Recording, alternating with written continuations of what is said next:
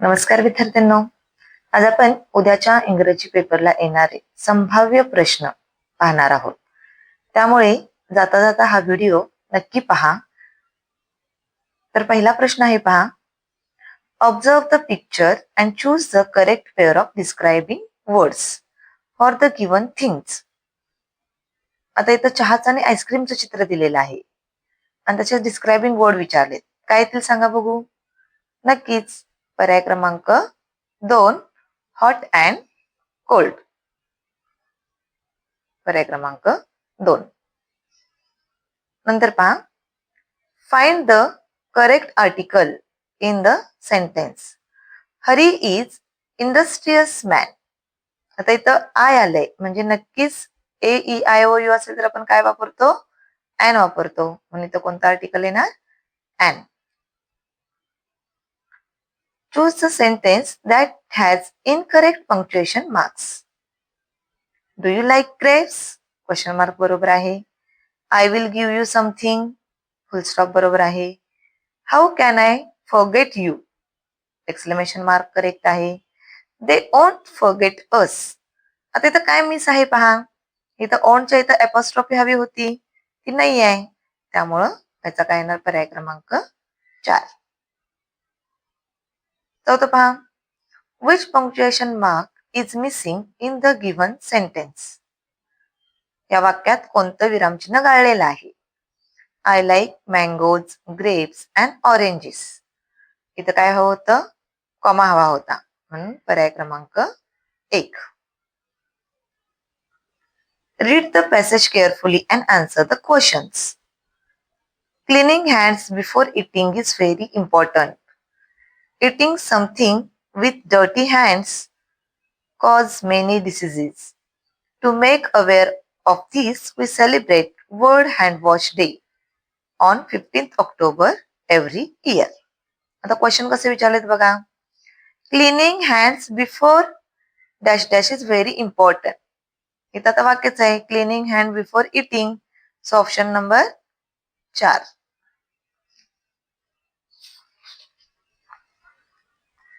पुढे पहा. Clean your hands before eating to keep away. काय म्हटलंय, टेस्ट, लेझीनेस, डिसीजेस, सॅडनेस. बघा आपण जर का हात स्वच्छ ठेवले तर आपल्या आजारापासून आपण काय राहू, दूर राहू. Which day we celebrate to be aware of clean hands?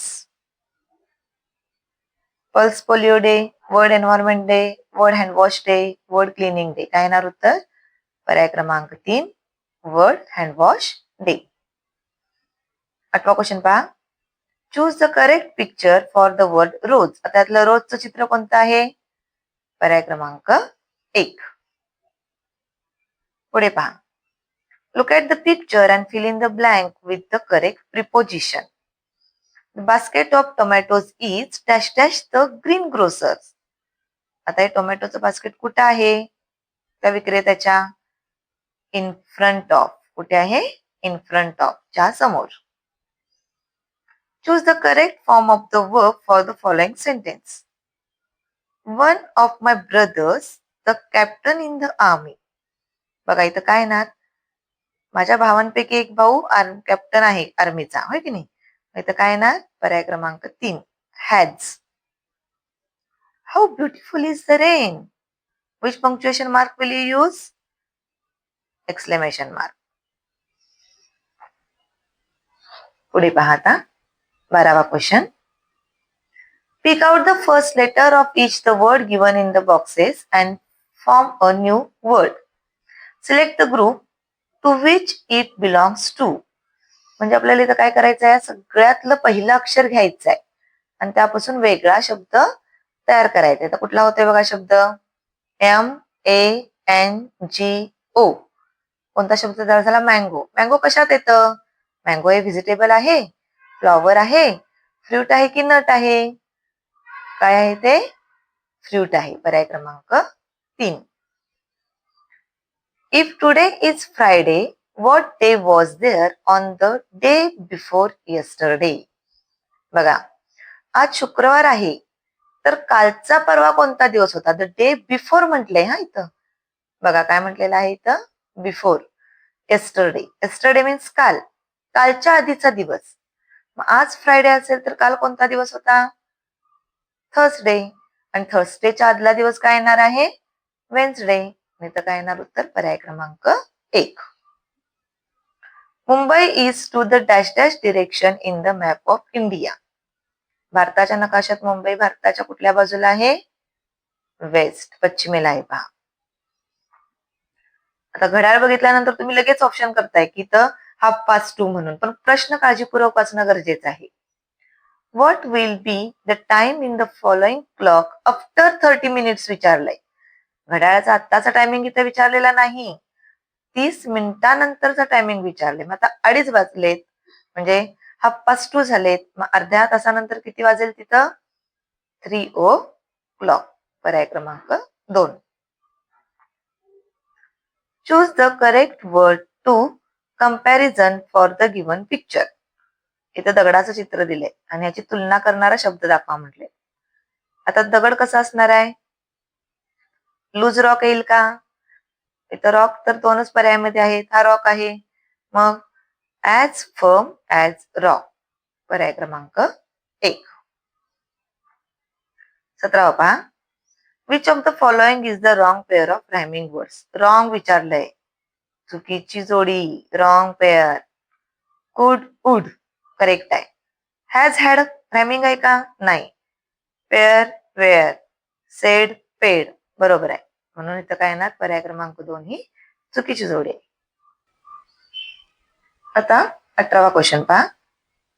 Which of the following games does not require any equipment to play with. म्हणजे पुढीलपैकी कोणत्या खेळाला साधनाची गरज नसते? आता फुटबॉलला बॉल लागतो, हॉकीला हॉकी स्टिक लागते, चेसला पण चेस लागतं. ओके. खो खो असा एकमेव गेम आहे की त्याला कुठलाही या ह्याच्यात साधन लागत नाही. आता इथे मिरचीचं चित्र दिलं आणि काय विचारलंय? Look at the picture and choose the correct word for comparison. तुलना करणारा. As dash dash as. आता हे चिली तरी आहे, मग हॉट चिली, कोल्ड चिली येईल का? बिटर चिली, कोल्ड म्हणजे थंड. बिटर कडू, स्वीट गोड येणार का? मिरची, मिरची कशी असणार? हॉट. आता इथं हॉटचा अर्थ काय घ्यायचा आहे? तिखट मिरची. What will you say when your friend helps you. तुमचा मित्र तुम्हाला मदत करतो काय म्हणाल? You are welcome, all right, thank you, don't worry. एखाद्याला मदत केली की आपण काय म्हणतो? Thank you. Which of the given sentence is correct for seeking permission. Permission काढायला यातलं कोणतं वाक्य अगदी योग्य आहे? पहा, आता परमिशन म्हणजे प्लीज पाहिजे. I want to go to the toilet. Toilet please हे अर्धवट वाक्य होतं. I am going to the toilet नाही होत.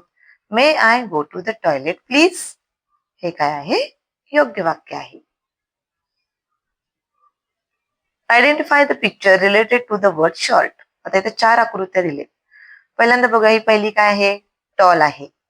दुसरा शॉर्ट आहे, हा फॅट आहे आणि हा काय असा आहे? थिन आहे. मग शॉर्ट म्हटल्यानंतर आपण पर्याय क्रमांक 2 बुटका. हा, आता 23वा क्वेश्चन पहा. इथं कॉकचं चित्र आहे आणि एका बर्डचं चित्र तयार करायला सांगितलंय. मग आपण जर का सेकंड ऑप्शन पी कॉक हा शब्द आपला तयार होतो, पीकॉक. ओके. आता हा 23वा क्वेश्चन पहा. Choose the picture that describes the word hard. Hard साठी यातला कोणता ऑप्शन करेक्ट आहे? बघा, बघितल्या लक्षात येतं रॉक हार्ड येणार. पुढे पहा. Which of the following is not the action word. पुढीलपैकी कोणता शब्द क्रियावाचक नाही? See, find, bucket, do. आता या तिन्ही क्रिया आहेत. See, find, do. बकेट ही वस्तू आहे, त्यामुळे काय ना हा पर्याय क्रमांक 3. तर तुम्ही काय करायचं आहे? हा पेपर उद्या जाता जाता पाहायचा आहे. नक्कीच आशा करते की यातील प्रश्न तुम्हाला उद्या येतील. तर उद्याच्या परीक्षेसाठी सगळ्यांना बेस्ट लक. थँक्यू.